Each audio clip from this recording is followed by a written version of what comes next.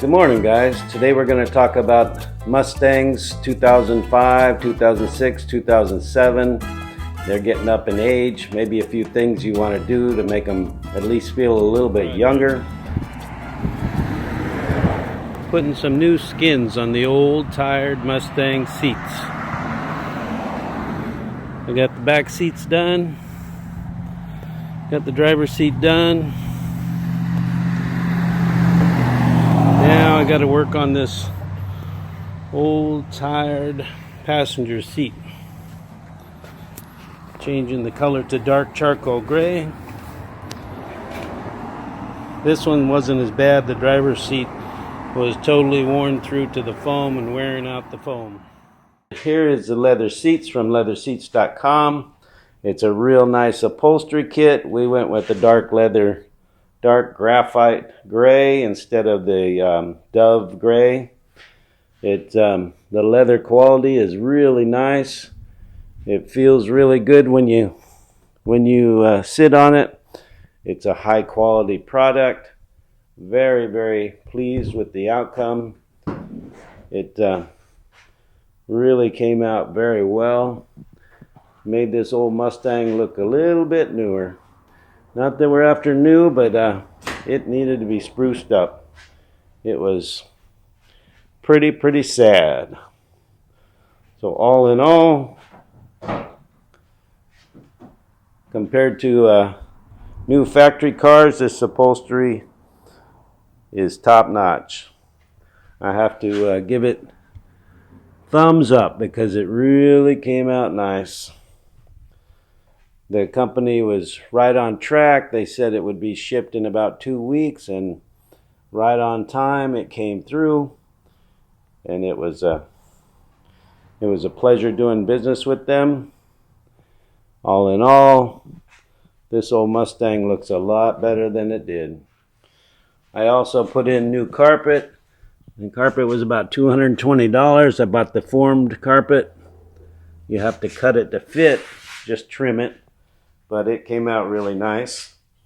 And the leather grain on these seats, it's really up to par with the factory seats. The stitching job came out very good. I was a little concerned. If I would have known that it was going to be this good, I might have went with a two-tone, fancier looking interior. Because I don't need fancy, but I do like new cars, and my car is nowhere near being new, but the upholstery came out very nice. Basically, if you're handy, you can handle some tools. You can put your own upholstery on. They have very good videos to give you tutorials. You can use a steamer to fluff up your foam. Just a common steamer that you might have around the house. I had one from Harbor Freight. I did replace the foam on the driver's seat because I'm telling you, there was a lot of wear and tear on that seat. Now it's all restored and it feels really good when you sit in it. It's not all worn out and broken down. Some other things you might want to do to make your car feel a little bit up to date is change the stereo deck. My CD player worked fine, but it didn't. It just was kind of antiquated. This one plays Bluetooth. It'll play DVDs. It'll do all that you want it to do. It's JVC. It was only a couple, $250, I believe. It was an older model. I usually go with the older models, last year's model. I got everything here on Amazon. I got the kit to fit it in the dash, so you can see that it looks like factory. Fits the opening of the original deck really nice. They have lots to choose from. But like I said, this JVC was only about $250. It plays real nice through the factory speakers. I got the 500 watt shaker system in the vehicle. The amplifiers are actually in the speakers, so they're mounted with the speakers. I had to put in a voltage converter so that they wouldn't pop when you first turn on the key. You can do research on that, but I guess the Ford amplifiers require 5 volts instead of battery voltage, and if you don't, every time you cycle the key, the amplifier is going to pop. So this one works really good. Let me see here. So you got all your menus. You could have Sirius XM radio, but I don't have the adapter for that. You can play USB, iPod, CDs, DVDs, Bluetooth, Pandora, and of course the regular radio only tuner. New Comcast business customers. Early termination fee applies to cars.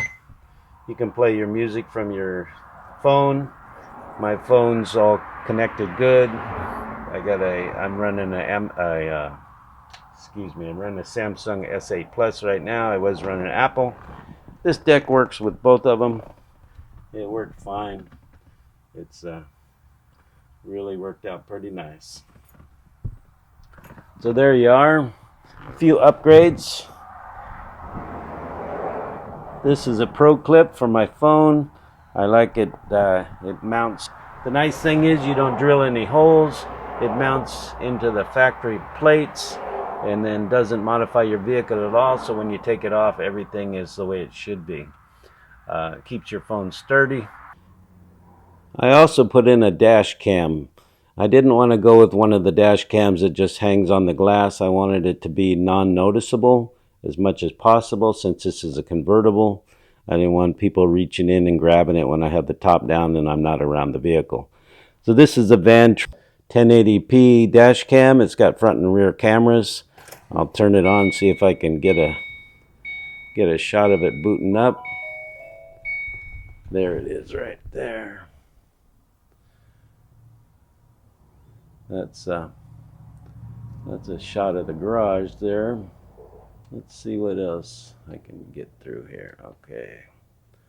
So if you go to the menu, a little hard to shoot into a mirror because it shows everything. Let's see. Yeah, that won't help. Okay, this is a menu. Let's see if I can play back a video.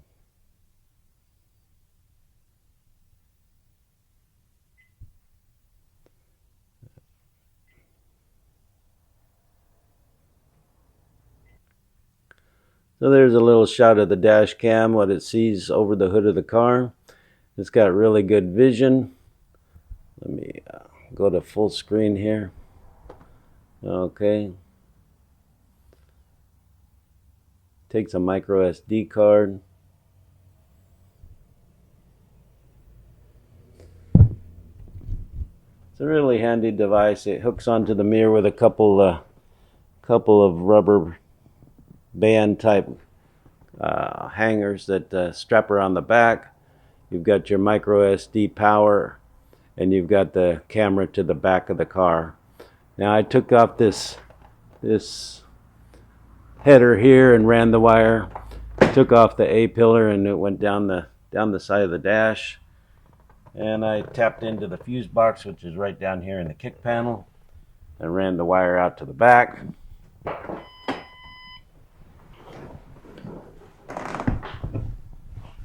Now the wire out to the back. I mounted the camera right here in front of my high mount light. It doesn't detract from that. I really didn't care for having the camera there, but I wanted the vision up high. I didn't want it down by the license plate where it can't see.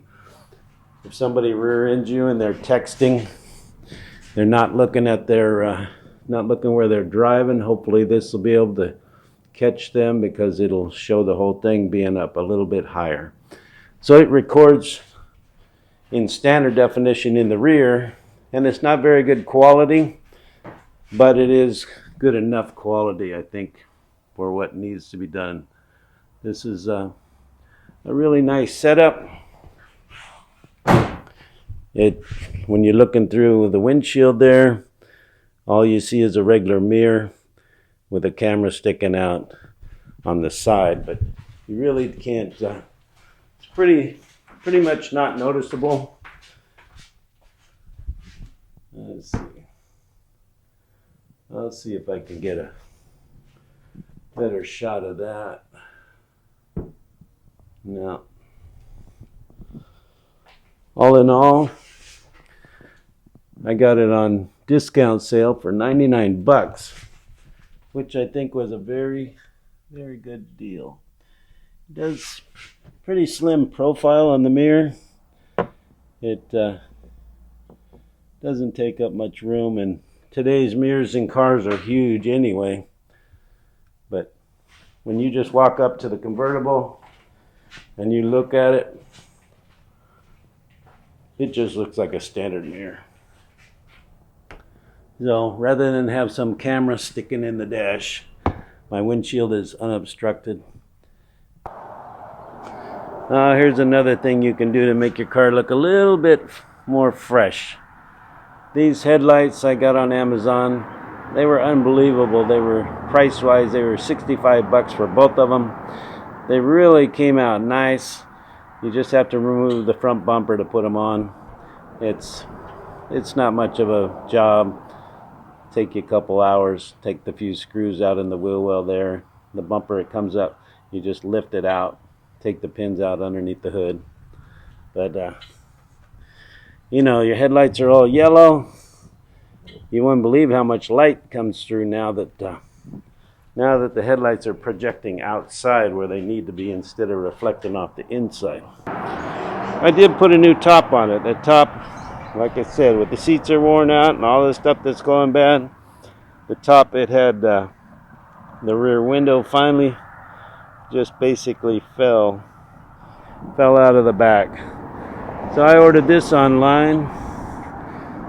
I think it was directtops.com. I'll have to look that up.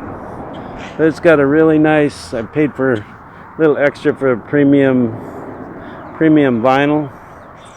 And all in all, now I got a new top, and it makes the car look a lot better.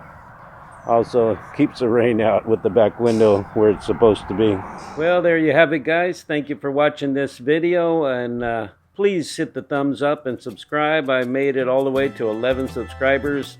I've only got like 13% of my people that have watched. I got over 700 views, but I only have 13% subscribers. It would really help me if you would subscribe. I do this for fun, show people, you know, maybe help somebody out, because I want to thank the YouTube community, because I've used their YouTube videos to repair things and to do so much with it, and now I see how much work they put into it. Please hit subscribe, please give me a thumbs up, and you guys have a great day. Thank you.